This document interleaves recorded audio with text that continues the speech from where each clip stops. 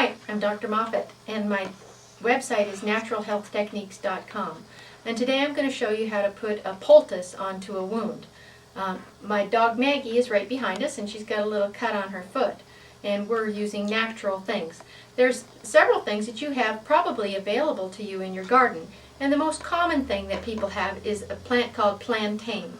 Now this is narrow leaf plantain, and you can tell it's plantain because of the ribs in the back. Okay, so when you make a poultice, I have a mortar and pestle, but you may not. You may have a hammer and maybe a metal plate or a pie pan that you can mash these things together with. So what I do first is we take a few of these leaves, we put them together, and then we cut them up, into 1/4 inch pieces. Using the stems is kind of hard, so you want to use as much leaf as you can. The stems just don't mash up very well. And we need too much because we just have a tiny little wound we want to put the poultice on. So then you take the pestle and you smash it until the chlorophyll comes out of the leaves. It doesn't have to be juicy. It just has to be damaged. In the old days, the Indians would take these and chew them for a little while until they got all mushy. There you go. See a lot of the green stuff right there. Okay, so now the next thing you do is you want to make sure you have enough, and it looks like I don't have enough, so I used 3 leaves, so we would add a little bit more. I think I'll do a combination poultice. This is a comfrey plant. Grows anywhere from 3 feet to 8 feet tall. Has little purple flowers that really attract the bees. And your grandma and grandpa used to make comfrey tea. These days they say that it's not safe to drink because it causes liver damage, but we can certainly put it on the skin with no problems. So we'll put in a couple comfrey leaves as well.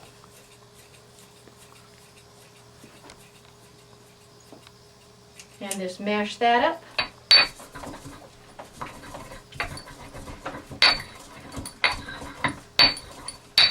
This is a drawing poultice, and it's very healing. So I'm using a combination of different bandages I found in my medicine cabinet. I like to use a little bit of gauze, and gauze comes in squares, it comes in rolls, and in a pinch you can even use, I have these little Always panty liners, and I like these because you can put them in your backpack. They're sterile, and they're nice and clean. So this one is just a little bit bigger than we need. We can just cut that in half, if we can. And then we can put the poultice right on that. You want it a little bit bigger than the wound.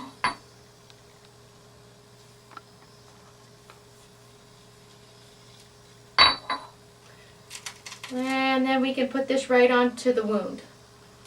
It's a little bit of cotton. So there's one. Now,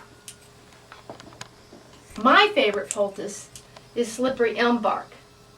And I'm going to use this because I think it works a heck of a lot faster than these other things. These things are great, but the slippery elm bark works really, really well for healing things really fast. So, the way you do that is a little bit different than the green stuff. You take some of the powder, this is powdered bark, and you don't really need too much. I would say for an inch or probably 3-inch sore, you just need a heaping teaspoon. Then we'll just add a little bit of water, and we just keep adding water so that it has a consistency of oatmeal, kind of boogery oatmeal. And we just keep stirring that in until it gets smooth. Slippery elm bark has a lot of mucilage in it, so it's very comforting too. It doesn't irritate the wound in any way. It doesn't cause any You don't feel the herb underneath that area. And see, this is too thick. We need to add a little bit more water.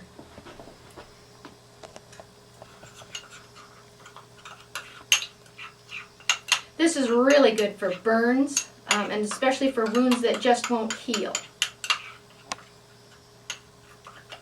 And we've got it down to a good consistency now.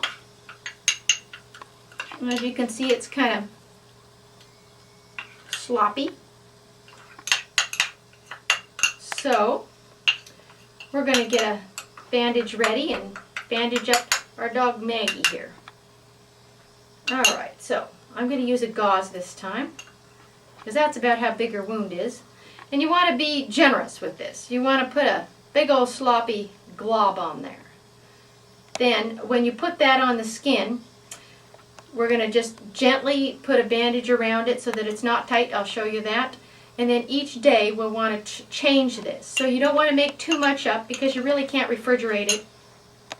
So each day you'll take off the poultice, clean it, just with a little bit of water. Don't mess with the wound at all so that you're not pulling off the scabs, because as you pull off the bandage, the scab will pull off by itself.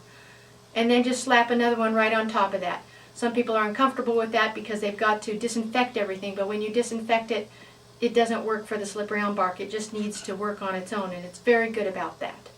So we're going to cut out and get Maggie on the table here. I just wanted you to know that you could also use masking tape.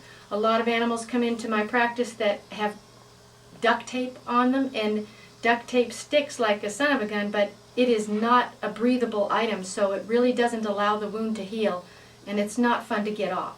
So just use masking tape if you need tape and you don't have tape.